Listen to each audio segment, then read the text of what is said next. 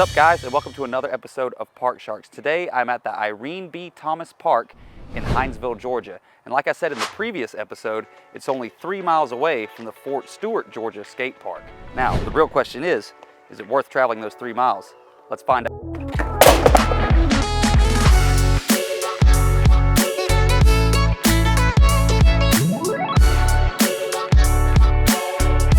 So on the last episode of Park Sharks, we were in Fort Stewart, and the plan was to shoot there and shoot here in one day, which we did do, but we just didn't have enough time out here. So I'm out here for my second day to finish it up.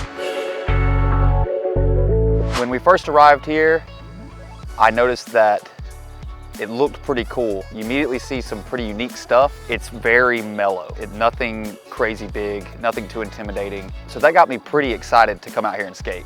This is in a nice park area. There is a lake right next to the skate park with a walking track. A lot of people just come out here and hang out. There's a playground on the opposite side. There are a lot of neighborhoods around. It's in the middle of town, so it's a good location and just a nice, chill environment for sure. It's pretty cool to have a skate park out here. There are no lights, as you can see. It's completely dark out here. I've just got the one light, so that's unfortunate. There are some street lights around, but no lighting on the skate park. So without this light right here that I have, it would be pitch black dark.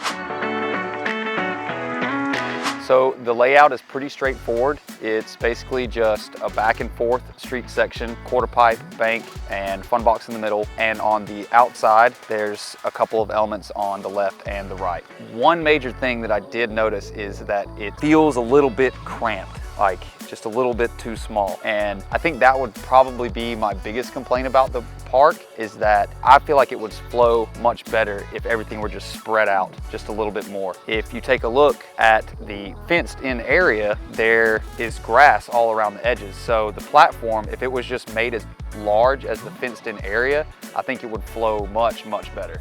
But this is what they got. So we got to skate it and see how it turns out.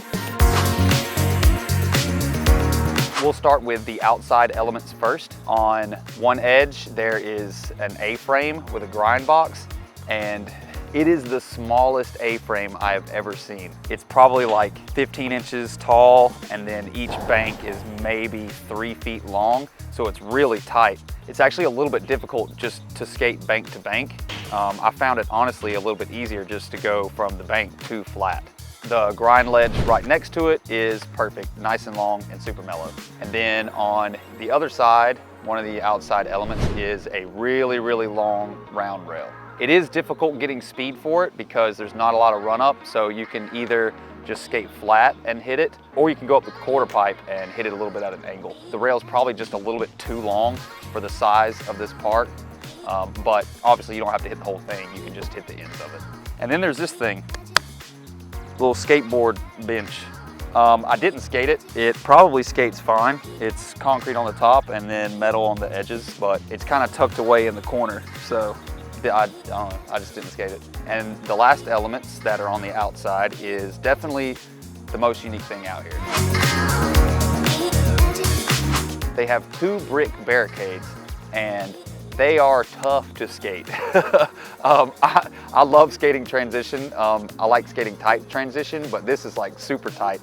It was difficult to skate, but Stone got some pretty sick tricks on it for sure. All I could do was like rock and roll it and rock and fake it. It was tough, it was steep. It's got a cool sound to it, a cool feel to it with the brick, and it's extremely sturdy. I don't really have any complaints because that's pretty much what you're gonna expect from a barricade like that. Like if you were to put transition onto a barricade in the streets, it's gonna be super tight like that. So definitely unique and definitely a really cool thing that I've actually never seen at a skate park before.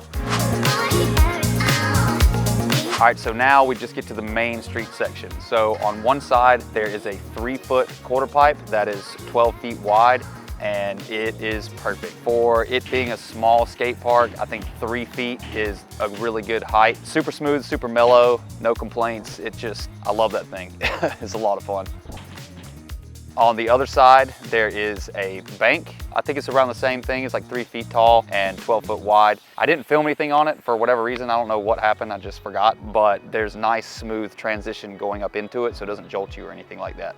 And then you got the fun box. And this is a really, really unique fun box. One of the most unique ones that I've ever seen. It's really low. It's not something where you're gonna be airing over the flat, which is totally fine because there are two rails, straight rails that just go all the way across it. There is a square rail and a round rail. The square rail is a little bit more tough to skate. I like it because it's nice and wide, so it's good for beginners. Like, it's more like a ledge than it is a rail. But the biggest issue was that it doesn't grind really well. It slides fine. You can tell it hasn't been waxed at all, I don't think. And I didn't bring any wax with me, so it was sticking every time I was trying to get into it. But it's definitely nice and sturdy and pretty low, so not too bad. On the other side is the round rail. The round rail is perfect, slides really well. It doesn't come out quite as far as the flat bar, but it's still really easy to skate, a lot of fun.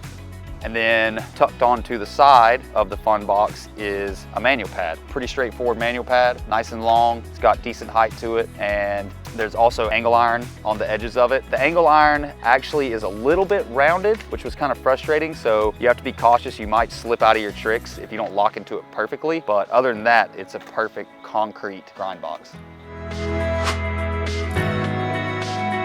So the big question is it worth coming to this skate park or the Fort Stewart skate park if you've just got one day? I guess it depends on your preference. Me personally, I like the Fort Stewart skate park a little bit better. I think it flows better, there's more space. This place just feels a little bit cluttered, but I do like a lot of the elements here. So this is definitely a fun place to go. It's a more unique park than the Fort Stewart park, but I just think the Fort Stewart park flows just a little bit better. So I would recommend that one over this one, but really it's just up to you. It's up to your preference.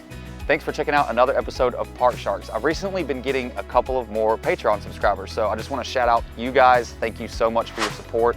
Without support of people like you, I couldn't travel and go do stuff like this. So the more supporters I get, the more often I'll be able to keep hitting the skate parks. Just $1 a month goes a very, very long way. So thank you.